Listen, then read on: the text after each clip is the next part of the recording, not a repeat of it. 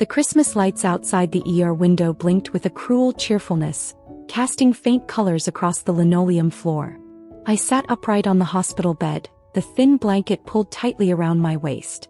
My 2-year-old twins, Ethan and Emily, sat on the vinyl couch across the room, stacking plastic blocks, their little faces calm and unaware.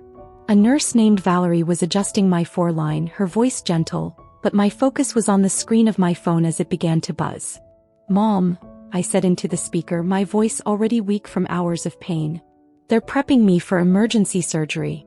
It's internal bleeding. I need someone to take the twins. Please. Just tonight." I heard rustling on the other end before my mother's voice cut in, sharp, annoyed, like I had interrupted something far more important. "Don't you dare ask us to cancel our plans again, Natasha. We've had these Elton John tickets for months." My mouth fell open slightly, not from surprise, but from the confirmation of what I already feared. "I could die, Mom," I said softly, stunned. "I'm alone. I have no one else." There was a pause, and then my father's voice entered the call, deep and laced with irritation. "You're becoming a real nuisance, Natasha. We raised you. We did our part. We're retired now. We deserve to enjoy life without your constant problems." I stared down at the foredrip, my hands trembling with the cold clarity of abandonment. These were the people I had supported financially every month since Dad's early retirement 3 years ago. I had picked up the tab for their mortgage, groceries, even paid for their anniversary trip to Arizona. I told myself it was just what a daughter does. You help your parents when they get older. You give back. But now here I was in a hospital bed, clutching the phone with shaking hands, while my own parents called me a burden for asking them to take care of their only grandchildren, children they had seen maybe 4 times since James died 6 months ago. James, my late husband. The grief still hung over me like fog, thick and unyielding. If he were here, he'd know what to do. He'd know how to calm my racing heart, how to talk to the doctors, how to hold the kids so they didn't see me cry. But he wasn't here. Just me, 2 babies, a failing body, and parents who had all but written me off. "I'll figure it out," I whispered into the phone, not even waiting for a response before I hung up. My hand dropped into my lap as Valerie turned toward me. "No family?" she asked, reading my expression perfectly. I shook my head, blinking hard to stay composed. "I have a friend," I said. "Olivia. She's a nanny. Trauma care background. But it's Christmas Eve and she's probably with her family." Valerie was already pulling her phone from her pocket. "Give me her number," she said, her tone firm but kind. "Let's find out." 10 minutes later, Valerie gave me a thumbs up. "She's on her way." I closed my eyes, exhaling shakily. Olivia. She was my best friend since college. She had held my hand when I gave birth, stood beside me at James's funeral, and even helped me set up Ethan and Emily's nursery when I couldn't afford professional help. She wasn't family by blood, but she had never once let me down. "You're not alone," Valerie said gently, adjusting the blanket over my legs. Her kindness cracked something in me, and I felt the first tears fall silently down my cheeks. I looked at the twins. Emily had crawled onto the couch and was now gently patting Ethan's back, whispering something that made him giggle. They didn't know. They didn't know that I was moments from being rolled into surgery. That the people who should have loved them most had chosen a concert over their lives. That their mother might not come back, and no one, not even her own parents, cared enough to stay. I reached for my phone again, not to call but to write. To write down everything while it was still fresh. The betrayal. The ache. The truth. Because if I didn't make a record of it now, I feared I might forget the sharpness of this moment. And I needed to remember. I needed to remember the exact second I stopped being a daughter and became someone else entirely. Someone who knew that family, the kind that really matters, isn't the one that raises you. It's the one that shows up. Lying in the post-op room, the pain in my abdomen dulled by medication, I stared at the water stains on the ceiling tiles. The antiseptic smell reminded me of the maternity ward where I'd given birth to Ethan and Emily, alone in a sterile room while James paced in the NICU watching over our premature babies. That day my mother had texted once, "Hope all goes well. We'll visit when things settle down." They never did. And they never came. I used to tell myself they were just busy or maybe overwhelmed by age. But now, after last night's phone call, I couldn't pretend anymore. I had always been the burden in the Wilson family, the afterthought, the difficult one. Not like Jessica. Sweet, polished Jessica. The golden child. The one who got ballet lessons, new dresses, a car at 16. I was the tomboy, the one who didn't smile for photos, the one who needed to be reminded to be grateful constantly. When Jessica got accepted to NYU, there were flowers, banners, a weekend trip to Manhattan. When I got into UCLA on scholarship, Dad said, "That's on the West Coast. Too far. Waste of money to visit." And so I went alone. I grew up knowing that I had to earn everything, love included. So I worked hard. I graduated with honors. I found a job, then 2 jobs. And when James and I got married, it was a small ceremony in our backyard because Mom said, "We can't be flying people in during Jessica's pregnancy." When the twins were born early, I didn't even ask them to come. I had already learned not to expect. But even with all that, even with years of silence and dismissive glances and cold birthdays, I still wired them money every single month. $2,500. Automatically. No thank you notes. No phone calls. Just occasional texts like, "Gas prices are insane," or, "We might need a little extra this month." I sent it without questions. Because I thought that was what love looked like. Quiet sacrifice. I thought that maybe if I gave enough, did enough, they'd see me. But they never did. Even when James died in that car accident last June, even when I called them sobbing, holding both twins in my arms while the doctor said the words no wife should ever hear, their first response wasn't, "Are you okay?" It was, "Do you want us to talk to Jessica and see if she can fly out? We're not sure we can afford a trip right now." I hung up and stopped calling. But I kept sending the money. I told myself it wasn't for them, it was for Ethan and Emily. So they'd at least know their grandparents, even if from a distance. And yet last night, as I stared at my mother's words, "Don't you dare ask us to cancel our plans again," I realized the truth. I wasn't family to them. I was an obligation. An account to be drained. A problem to be managed. I remembered one Christmas when I was 7. I wanted a Barbie horse more than anything. Jessica already had 3. I had 1 doll, missing a shoe and a hand-me-down dress. On Christmas morning, I unwrapped a pink sweater with "Too cute for Cole" stitched across the front. Jessica got a new bike. I wore that sweater to school for weeks even though I hated it. When the teacher asked about our holidays, I lied and said it was perfect. That's what I'd always done. Lied, smiled, carried the weight. Until last night. Until the call. Until their voices finally cracked the illusion I had spent a lifetime building. Natasha the strong one. Natasha the dependable one. Natasha who never asked for help. The truth is I did need help. Just once. And they couldn't give it. Wouldn't give it. My stomach twisted. Not from surgery but from the recognition that I was done. Done carrying the blame. Done being the bigger person. I had survived childbirth, grief, bills I couldn't pay, and now major surgery. I had survived my parents' neglect for 33 years. But I wasn't going to survive it silently anymore. Because now I had 2 small humans who looked up to me. And I'll be damned if they grow up thinking love means being invisible. The morning light creeping through the hospital blinds had that cold, sterile glow that always seemed to amplify loneliness. I had barely slept. The medications kept the surgical pain manageable, but they didn't touch the ache in my chest. The emotional bruising ran deeper than the scalpel ever could. I watched Ethan and Emily still sleeping on the small pull-out couch across the room, their tiny bodies wrapped up in cartoon blankets Valerie must have found somewhere during the night. They looked peaceful. Unbothered. See for now. A soft knock came at the door before it gently creaked open. Valerie peeked in, holding a to-go coffee cup and a tray with oatmeal and fruit. "Still no appetite?" she asked with a knowing smile. I tried to return it, but my face couldn't quite follow through. "Not really," I said hoarsely. "But thank you."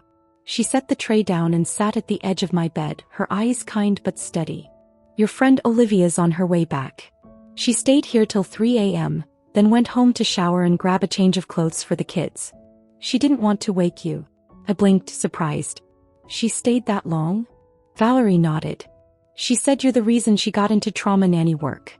Something about how you never let anyone give up on their worst day." I swallowed hard, caught off guard by the echo of who I used to be. Valerie's voice softened. "Look, I don't mean to overstep, but I've been a nurse for 17 years. I've seen what abandonment does to people. What it does to mothers especially. But you didn't fold. You called someone. That's strength, Natasha. Not weakness." My lips parted to respond, but no words came out. My eyes just welled with tears I hadn't realized were still inside me. They called me a burden, I finally whispered. After everything. After James died. After all the money, all the holidays I let go so they could rest. Valerie gently placed a hand over mine. They failed you. That doesn't make you the burden. That makes them something else entirely. I let the silence fill the space between us, thick and strangely healing. A few minutes later, the door swung open again, this time with a gust of cold air and a familiar, chaotic presence. Olivia. Her coat half-zipped, a backpack over one shoulder and 2 lunchboxes dangling from her hand. "Good morning, sunshine," she chirped, walking straight toward the twins and crouching down beside them. "Time to rise and conquer, my little warriors." Emily blinked awake first, gave her a sleepy smile and threw her arms around her neck. Ethan followed, mumbling something about pancakes.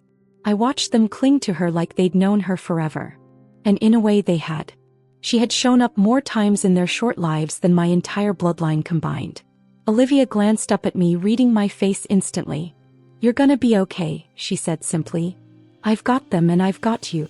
Always." She said it like it was obvious. Like love was a given, not a transaction. Like I didn't have to earn it. She unpacked a coloring book and some crayons, handed the kids each a muffin and then turned back to me. "I also spoke with the hospital social worker," she said matter-of-factly.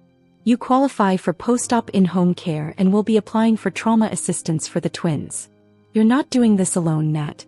Not anymore." Something inside me cracked wide open. Not in a painful way, but like a dam breaking, letting something real and warm flood in. Support. Presence. Choice. I had spent so long thinking family was the people who shared your last name, who were listed in emergency contacts out of obligation. But here was Olivia, fighting harder for me than anyone who had ever claimed to love me. And Valerie, a nurse I had met only 24 hours ago, giving more empathy in one shift than my mother had in 3 decades. I was broken, yes. But I was also surrounded by people who weren't trying to fix me. They were just holding me steady until I could breathe again. That was something sacred. Something I didn't realize I had been searching for all along. It wasn't a miracle. It wasn't a rescue. It was just human kindness. The kind that shows up when the rest of the world turns its back. The kind that reminded me I wasn't as alone as I'd believed. The following day, after a restless night filled with tangled dreams and beeping monitors, I found myself staring out the hospital window at the dull winter sky. The world moved on as it always did. Cars passed, nurses bustled, snow flurried. But I felt as if time had split into 2 distinct eras, before the call and after it. A nurse walked in quietly and checked my vitals. I barely noticed. Olivia had taken the kids home for a nap, promising to return by evening. For the first time in nearly 3 days I was alone. And in that stillness the memories came, uninvited, vivid, cruel. The first flash was Christmas morning when I was 7. I had waited all month for a pair of light-up sneakers I had pointed out at the mall. I had even cut the ad out of a catalog and left it on the fridge. But under the tree, there was nothing but a coloring book with bent corners and a half-used box of crayons. Jessica got a karaoke machine. "She's more outgoing," Mom had said with a shrug. "It just suits her better." I remembered trying to smile, to be grateful, to not look like I cared. But that night, when no one was watching, I cried into my pillow until I made myself sick. The second memory was my high school graduation. I had won a creative writing award and given a short speech in front of the school board. My English teacher said she'd never seen a student with more potential. My parents didn't come. They were at Jessica's dance recital, her 6th that year. I remembered sitting at the edge of the stage in my cap and gown, watching other kids run into the arms of their proud families. I waited, pretended I had somewhere to be, walked home in silence. I had told myself over and over that it was okay, that I was strong, that I didn't need anyone to clap for me to matter. But it left a mark. And now, decades later, the truth pressed in around me like cold fog. The people who were supposed to love me the most had never really seen me. Not for who I was. Only for what I wasn't. I wasn't Jessica. I wasn't obedient enough. Pretty enough. Quiet enough. I didn't fit the mold they needed to justify their affection. So I had twisted myself into shapes, tried to earn approval like it was some prize handed out to the most accommodating daughter. I paid bills early, visited on holidays even when I wasn't welcome, sent money I barely had. I made myself small, manageable, invisible, just to keep the peace. But no amount of obedience, no stack of wire transfers or kind gestures or withheld tears had made a dent. And last night's phone call had proven what I had always known, deep down. There was no version of me that would ever be enough for them to stay. Not for a surgery. Not for their grandchildren. Not even for a goodbye. And yet I had spent years feeling guilty. Guilty for needing help. Guilty for wanting to be loved like Jessica. Guilty for resenting them. But why? Why was I the one who had to carry the weight of their coldness? Why was I still trying to understand them, when they had never made the effort to understand me? It hit me then with a strange calmness, like a thread snapping quietly inside. I don't owe them anything. Not anymore. Not my money. Not my energy. Not my pain. The realization didn't feel empowering at first. It felt like mourning. Like a final death. The death of a fantasy that maybe one day I'd be enough for them to choose me. I had grieved James, I had grieved the life we were building, but this was different. This was grieving a version of family that never really existed. I let the tears come not in a flood but slow and steady. I didn't try to hide them. There was no one left to pretend for. In that moment something inside me shifted. Not healed, not yet, but shifted. I realized that strength wasn't silence. It wasn't sucking it up or pretending you're fine. Strength was saying, I'm not okay. Strength was surviving the truth. And the truth was, I had spent my whole life fighting to be loved by people who couldn't even show up for me once. But now I saw them clearly. And I was finally ready to stop fighting. By the time Olivia returned to the hospital with the kids later that day, my body had begun to recover, but something inside me still felt fractured. Like an internal bone no scan could detect. She brought snacks, a few picture books, and a warm smile that immediately made the room feel less sterile. Emily clung to her like a koala. Ethan proudly showed her a drawing he made with a blue crayon that barely worked. I watched them, heart tight with something between gratitude and heartbreak. When Olivia stepped out to take a phone call, I picked up my phone. I hadn't checked it in hours.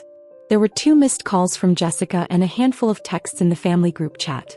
The last message was a photo. I tapped it. My chest hollowed out. It was a picture of my parents at the Elton John concert. Smiling, hands in the air, standing next to Jessica and her husband in the VIP lounge. My mother had even captioned it, finally enjoying life. No more drama, just happiness. No more drama. I sat frozen, the irony so sharp it felt surgical. I had almost died. Their only daughter with 2 toddlers had gone into emergency surgery on Christmas Eve. And this was the night they posted their grand celebration. The longer I stared at the image, the more the fury built. Slow, volcanic. I opened my banking app. Pulled up the transaction history. Every monthly transfer, every extra amount they'd asked for, unexpected bills. $2,500. Sometimes $3,000.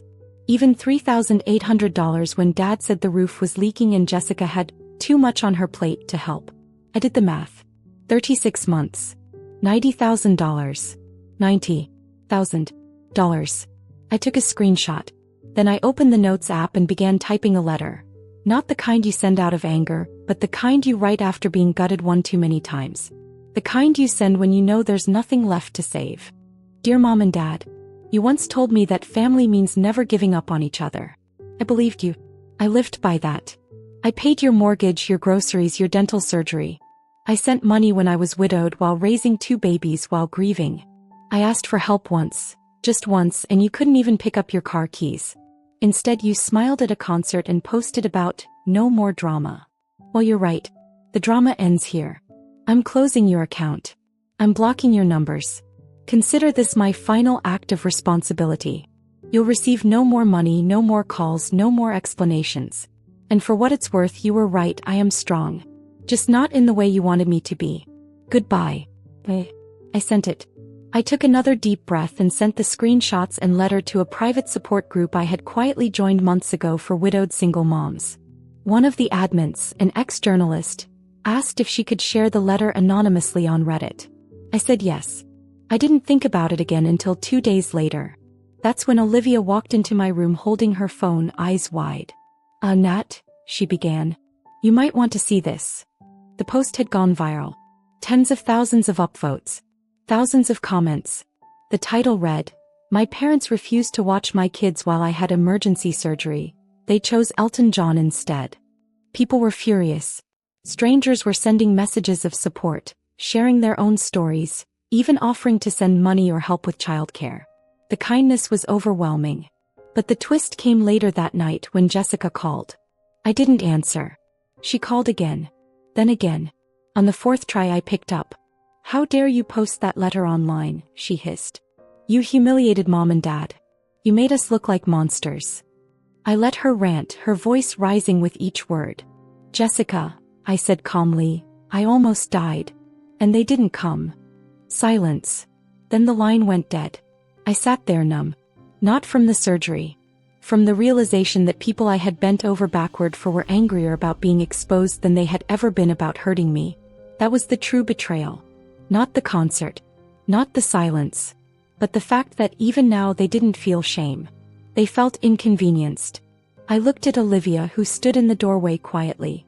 "It's done," I said. "I think I just burned the last bridge." She smiled gently. "Good. Now we can start building something better." 2 days after the Reddit post went viral, everything changed. At first, it was a slow ripple. A few more supportive comments, a couple of DMs from strangers offering free nanny services or legal advice. But then local news outlets picked up the story. Even without names or photos, the emotional punch of the letter and the raw screenshots of bank transfers turned it into a lightning rod for public sympathy. The title that spread across platforms like wildfire was simple but searing. "Daughter pays $90,000 to parents who abandoned her during emergency surgery." By the third day, the backlash toward my parents was well underway. Someone on Reddit matched details from the photo they'd posted at the concert with a luxury event package hosted in Atlanta. People started digging. Comments poured in, asking why grandparents could party while their daughter nearly died. Of course, my parents didn't say a word. Not to me, not online, not in any public forum. But Jessica did. She called again. And again. And again. By the 7th voicemail, her tone had shifted from rage to desperation. "Natasha," she pleaded, "you need to stop this. Mom's crying every night. Dad won't even leave the house. The neighbors are talking. You've taken it too far. Just take the post down." I didn't respond. Not out of spite, but because for the first time in my life I didn't owe them a damn thing. Not a defense, not an apology, not a rebuttal. I owed myself peace. What I didn't expect was the effect it would have on extended family. My cousin Lauren called to say she was ashamed to have believed them all these years. My uncle Roger, who I hadn't seen since James's funeral, texted, "I had no idea. I should have been there for you." Even my childhood piano teacher, Miss Claire, now well into her 70s, left a message, "You always had a quiet strength. I'm sorry they didn't see it." But not all fallout was quiet or redemptive. My parents' church community was split in half, some offering them prayers, others demanding answers. Mom apparently had been bragging for years about helping raise the twins and supporting her widowed daughter through dark times. The truth had shattered her carefully curated image. Olivia laughed when she read some of the online comments aloud. Parents like this deserve to be disinvited from life. Brutal. But accurate. "You think I went too far?" I asked her once, genuinely unsure. She paused, then looked me square in the eye. "You didn't go far enough.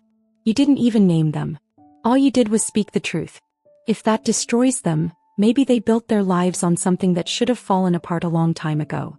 The next day, Valerie visited after her shift. She brought a chocolate cake and a brochure from a legal aid nonprofit. "If you ever want to formalize custody arrangements or set up guardianship instructions for the kids," she said gently, "they can help. For free." I took the papers. Not because I expected trouble, but because I'd learned that protecting yourself isn't betrayal. It's survival. That night I went through my parents' old text threads. Dozens of messages, requests for help, casual guilt trips. I read them all one last time, then deleted everything. I blocked their numbers. I even removed them from the emergency contact forms at Ethan and Emily's daycare. In their place, I wrote Olivia's name. And for the first time in a long time, I felt something close to relief. But the true shift came a few days later. A letter arrived in my mailbox, thick with rage disguised as concern. It was handwritten, in Dad's blocky, impatient pen. It opened with a line that nearly made me laugh. "We never expected to be repaid for raising you. But your behavior has embarrassed this family." It went on for 3 pages. Accusations, justifications, backhanded reminders of the few good years. And then the line that sealed it: "If you're going to destroy our reputation, at least send back the jewelry we gave you when you got married." The jewelry. The wedding gift. A bracelet that cost maybe $200. That they thought balanced 90 grand in support, years of silence, and complete abandonment. I folded the letter once. Then I lit a match and watched it curl into ash in the kitchen sink. No drama. Just closure. And I finally understood something. They weren't angry because I lied. They were angry because I told the truth. And for people like them, the truth is the most unforgivable thing you can offer. 2 weeks after I left the hospital, our little apartment felt more like a home than it ever had. The place wasn't fancy. 2 bedrooms, chipped tile in the kitchen, a heater that groaned like it had survived 4 wars. But it was warm, lived in, and filled with laughter that didn't sound forced. Olivia had moved in temporarily to help with recovery, but somehow, it never felt like a burden. She and the twins had slipped into a rhythm so natural, so effortless, it made me wonder why I ever thought I had to do this alone. Mornings were filled with cereal spills and cartoon music. Afternoons meant walks to the park, story time, or makeshift art projects with glue that always ended up in someone's hair. At night, Olivia and I would share a bottle of cheap wine, collapsing onto the couch after the kids were asleep, talking about everything and nothing. We'd laugh. We'd cry. We'd remember James. And we'd sit in the kind of silence that felt safe, not awkward, not heavy. Just real. One night, I came out of the bathroom and found Ethan curled up beside Olivia on the couch, fast asleep with one of her curls wrapped around his little finger. Emily was next to them, halfway under a blanket, her cheeks flushed from too much giggling. Olivia looked up and mouthed, "Sorry." But I just smiled. "No," I whispered. "Thank you." Later that week, I had an appointment with the estate attorney James and I had used years ago. I brought Olivia with me, partly because I still couldn't drive and partly because her presence kept me grounded. We talked through my updated will, guardianship preferences, and what would happen if anything ever happened to me. "You're putting her down as guardian?" the attorney asked, eyes flicking from me to Olivia. "Yes," I replied without hesitation. "She's family." Olivia blinked, clearly surprised. But she didn't protest. She just reached over and took my hand.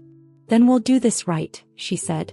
Afterward, we stopped at a diner for pancakes, and I watched as the twins devoured syrup-soaked bites while Olivia made funny faces with whipped cream.